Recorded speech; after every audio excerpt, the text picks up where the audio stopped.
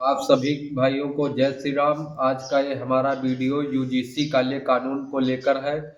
मैं आप सभी को बता देना चाहता हूं, जो केंद्र सरकार द्वारा सवर्णों के ऊपर ये काला कानून थोपा गया, यूजीसी जैसा लाने वाले थे यूसीसी और ले आए यूजीसी। इसके पहले भी हम लोगों को सवर्णों को सताया गया है, चाहे वो ईडब्ल्यूएस हो या एससी एसटी हो। और उसके बाद में क्या कहते हैं, यूजीसी जैसा काला कानून लाया जिससे सवर्ण बच्चों के ऊपर बिना किसी साक्ष्य सबूत के केवल कोई कह दे कि इन्होंने हमारे साथ गलत किया है, उसके आधार पर उसके ऊपर मुकदमा दर्ज हो जाएगा। आप सभी लोग जानते हैं कि एक आम व्यक्ति के ऊपर, एक शिक्षक के ऊपर, एक बच्चे के ऊपर अगर मुकदमा बिना किसी साक्ष्य सबूत के दर्ज हो जाए तो उसको लिखने में तो कोई बड़ी बात नहीं है, 2 मिनट में लिख के तैयार कर दोगे, लेकिन उसको हटवाने के लिए सालों साल लग जाते हैं, लेकिन हटता नहीं है।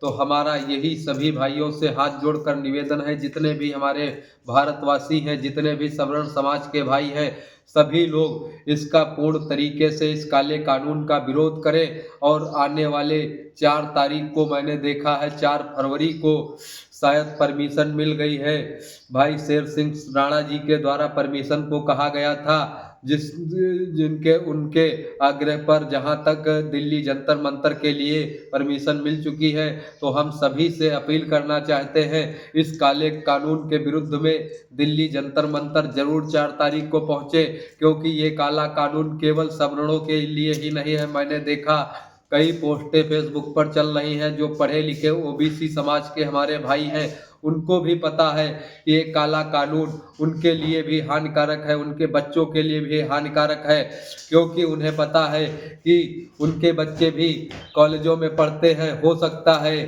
कि वो ओबीसी सामान्य वर्ग के लिए, ओबीसी तो सामान्य वर्ग पर आरोप लगा सकता, लेकिन अगर ओबीसी पे एससी एसटी का आरोप लग गया तो ओबीसी भी परेशान होंगे, ओबीसी भाई भी हमारे परेशान होंगे। तो मैं, जो भी भाई इस काले कानून के विषय में जानते हैं कि ये काला कानून किस तरीके से सवर्णों को और ओबीसी भाइयों को सताने के लिए बना है, तो इसका पुरजोर तरीके से विरोध करना चाहिए, सभी भाइयों को मैदान में उतरना चाहिए। और मैं धन्यवाद करता हूं इस भारतीय जनता पार्टी का, निठल्ली भारतीय जनता पार्टी का, जिसने ऐसे काले कानून को लाकर भारत के सवर्णों को एकत्रित किया, जो कभी नहीं हो सका वो अब हुआ है। ऐसे ही सभी भाइयों की एकता बनी रहे, और हम लोग चाह रहे हैं कि सभी भाई ज़्यादा से ज़्यादा संख्या में दिल्ली जंतर मंतर जरूर पहुंचे 4 तारीख को, जिससे इस काले कानून की वापसी हो सके, हम लोगों को राहत इस काले कानून से मिल सके। और मैं सभी भारतवासियों से अपील करना चाहता हूं कि यूजीसी जैसे काले कानून सवर्णों पर थोपे जा रहे हैं। सवर्ण ही सबसे ज्यादा भारतीय जनता पार्टी का सपोर्टर था, वोटर था। मैं सभी से अपील करना चाहता हूं कि हर बार ये काले कानून लाते हैं सवर्णों के लिए, तो मैं कहना चाहता हूं ऐसी सरकार को जड़ से उखाड़ फेंकने के लिए 2029 में तैयार रहे।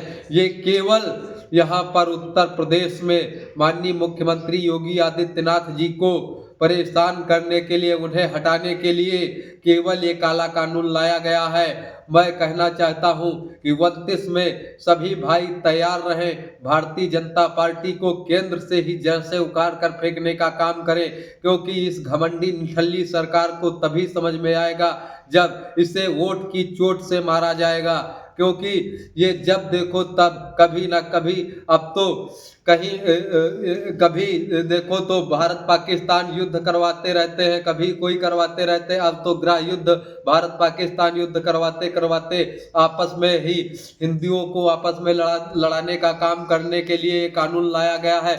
गृह युद्ध का विचार है इन लोगों का। तो ऐसे लोगों से सभी भाई सतर्क रहें और इस काले कानून के विरुद्ध एकजुटता से तैयार रहें। आक्रमणता से जवाब दिया जाएगा दिल्ली पहुंचकर, जब तक ये काला कानून वापस नहीं होगा, तब तक सभी भाई विरोध प्रदर्शन जारी रखें और दिल्ली 4 तारीख को जरूर पहुंचे। हम भी पहुंचेंगे। इस काले कानून के विरोध में हम लोग पुरजोर तरीके से विरोध करते हैं और धरना प्रदर्शन करेंगे। जब तक इस काले कानून को वापस नहीं लिया जाएगा तब तक धरना प्रदर्शन जारी रहेगा।